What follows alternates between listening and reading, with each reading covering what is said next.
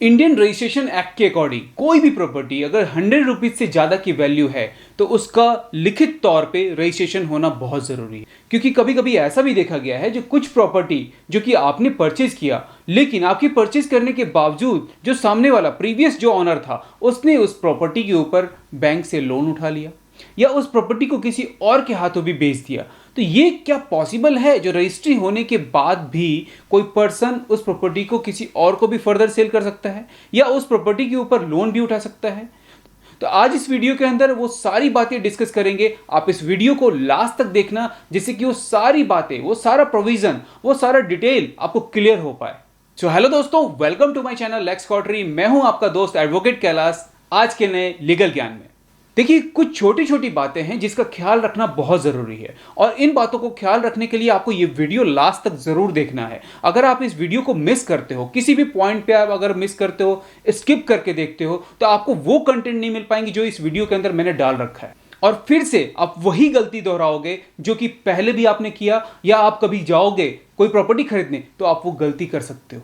कहा जाता है जो फ्री का ज्ञान किसी को पसंद नहीं आता, लेकिन मैं आपको जो आज ज्ञान दे रहा हूं, जो लीगल बातें मैं बता रहा हूं, वो होना आपके पास बहुत ज़रूरी है। अगर आप उसे नहीं समझते हो तो फ्यूचर में आपको प्रॉब्लम हो सकती है जब भी कभी आप अपने लिए घर खरीदने जाओगे। करना, मुझे पता है आप इसे लाइक नहीं करोगे क्योंकि आप स्किप करके वीडियो देखोगे, आपको कुछ पता ही नहीं चलेगा, लेकिन अगर आप आखिरी तक देखोगे इस वीडियो को तो आपको ये पसंद भी आएगा, आप इसे लाइक भी करोगे और अगर कुछ रह गया जो मुझसे पूछना हो तो आप उसे कमेंट भी करोगे। और अगर आप चैनल पे नए हो तो चैनल को सब्सक्राइब कर लेना, ताकि आगे आने वाली वीडियो जितनी भी होंगी, जो भी जानकारी होंगी रिलेटेड इस वीडियो के या और भी कोई लीगल जानकारी, वो आप तक सबसे पहले पहुंच पाए।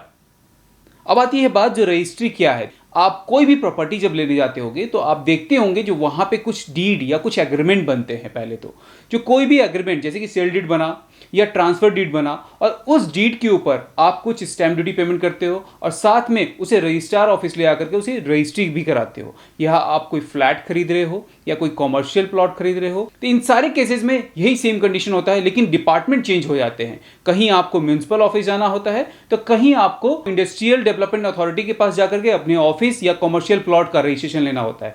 अब आती है बात जो प्रॉपर्टी ट्रांसफर होते समय किन डॉक्यूमेंट के आधार पर प्रॉपर्टी को ट्रांसफर किया जाता है। तो प्रॉपर्टी ट्रांसफर करने के लिए हमें इन डॉक्यूमेंट्स की जरूरत पड़ेगी, जो कि आपका sale deed, gift deed, will, वसीयत की जरूरत पड़ सकती है। जो मान लीजिए किसी एंसेस्टर की प्रॉपर्टी आपको रिसीव हो रही है तो उस टाइम विल की जरूरत पड़ेगी, एक्सचेंज डीड, ट्रांसफर डीड और साथ में लीगल इनहेरिटेंस। इन डॉक्यूमेंट्स के थ्रू आप किसी भी प्रॉपर्टी को ट्रांसफर कर सकते हो, लेकिन ये जब भी डॉक्यूमेंट्स बनेंगे तो इसे रजिस्टर होना बहुत जरूरी है, जिसके लिए आपको डिफरेंट अथॉरिटी में डिफरेंट लैंड या प्रॉपर्टी के लिए आपको जाना पड़ेगा। तो क्या रजिस्ट्री होने के बाद हम ये मान लें जो प्रॉपर्टी का अगर ऑनरशिप ट्रांसफर हो गया तो प्रॉपर्टी के आप ऑनर भी हो गए?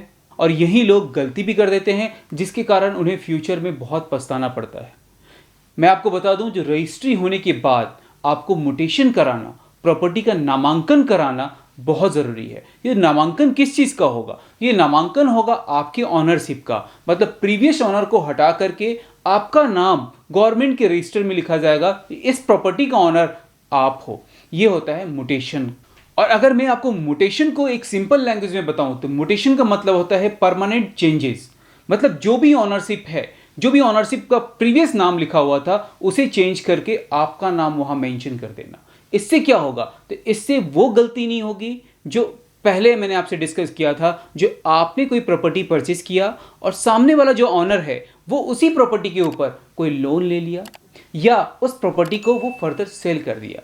और इन्हीं म्यूटेशन को, नामांकन को दाखिल खारिज भी कहते हैं आम भाषा में। हमारे देश में प्रॉपर्टी मुख्यतः 3 तरह के होते हैं, 3 टाइप्स के माने गए हैं: एग्रीकल्चर लैंड, रेसिडेंशियल प्रॉपर्टी और कमर्शियल प्रॉपर्टी, जिसमें कि प्रॉपर्टी में आपका फ्लैट भी हो गया और लैंड भी हो गया, ये दोनों चीज़ें। अब अगर मैं एग्रीकल्चर लैंड को एक्सप्लेन करूं, जब भी आप एग्रीकल्चर लैंड को परचेज करने जाते हैं तो आपको किन बातों का ख्याल रखना चाहिए? तो नॉर्मली जब भी आप कोई एग्रीकल्चर लैंड खरीदोगे और आपको ये नहीं पता जो इस लैंड का ऑनर कौन है, और साथ में आपको ये भी नहीं पता जो इस पे लोन है या नहीं है, किसी ने लोन उठा रखा है, मतलब जो भी ऑनर है क्या वो लोन इस ज़मीन के ऊपर उठा रखा है या नहीं उठा रखा है, जो भी बातें हैं आपको अगर पता करनी है तो आपको उस टाइम किस डॉक्यूमेंट की जरूरत पड़ेगी? तो उसे हम आम भाषा में जमाबंदी कहते हैं। डॉक्यूमेंट के थ्रू हमें यह कंफर्म हो जाता है जो इस प्रॉपर्टी का ऑनर कौन है और उसकी हिस्सेदारी कितनी है और क्या उसने इस प्रॉपर्टी के ऊपर लोन उठा रखा है या नहीं उठा रखा है।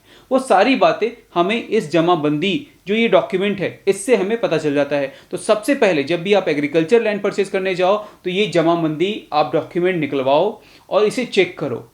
चेक करने के बाद आपको ये पता चला जी इस प्रॉपर्टी के अंदर जो भी इंफॉर्मेशन मेंशन है वो सब एक्यूरेट है, सब सही है और आपने इस प्रॉपर्टी को परचेज कर ली। जो भी एग्रीमेंट बना आपके और उस प्रॉपर्टी के ऑनर के बीच में, उस एग्रीमेंट को आपने जाकर के सब रजिस्ट्रार ऑफिस में उसे रजिस्टर करा लिया। लेकिन सब रजिस्ट्रार ऑफिस में रजिस्टर कराने के बाद आपको ये गलती बिल्कुल नहीं करना है जो आप उस डॉक्यूमेंट को अपने पास ले जाकर के सुरक्षित रख लें। रजिस्ट्री होने के बाद आपको म्यूटेशन करने के लिए बिल्कुल भी नहीं भूलना है, मतलब उस प्रॉपर्टी का नामांकन कराना बिल्कुल नहीं भूलना है। जनरली आप उसका एक रजिस्ट्री की एक कॉपी को आप सब रजिस्ट्रार ऑफिस में सबमिट कर देंगे। मतलब जनरली अगर विलेज एरिया में देखें तो पटवारी होते हैं, उन पटवारी के यहाँ आप जाकर के उसे सबमिट करें और म्यूटेशन से रिलेटेड जितनी भी डॉक्यूमेंट्स हैं वो भी साथ में आप सबमिट करें उनके पास, जिससे कि वहाँ पे प्रीवियस ऑनर का नाम हट करके आपका नाम उस प्रॉपर्टी के ऑनरशिप में हो जाएगा।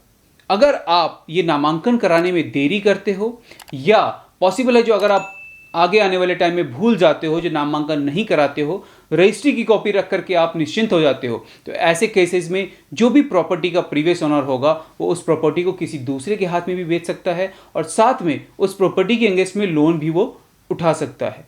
और ऐसे केसेस में वो गलत तो है, वो दोषी है, उसे सजा भी होगा, वो कानून की नज़रों में गलत कर रहा है, अपराध है ये। लेकिन स्थिति में भी आपको कोर्ट के चक्कर तो काटने ही पड़ेंगे, आपको कुछ ना कुछ टाइम अपना देना ही होगा। इसी तरह से रेसिडेंशियल प्लॉट के लिए आपको म्यूनिसिपल ऑफिस जाना होगा, जैसे कि नॉर्मली दिल्ली में आप देखें तो MCD है, म्यूनिसिपल कॉर्पोरेशन ऑफ दिल्ली, वहाँ जाकर के आपको रजिस्ट्रेशन कराना होगा।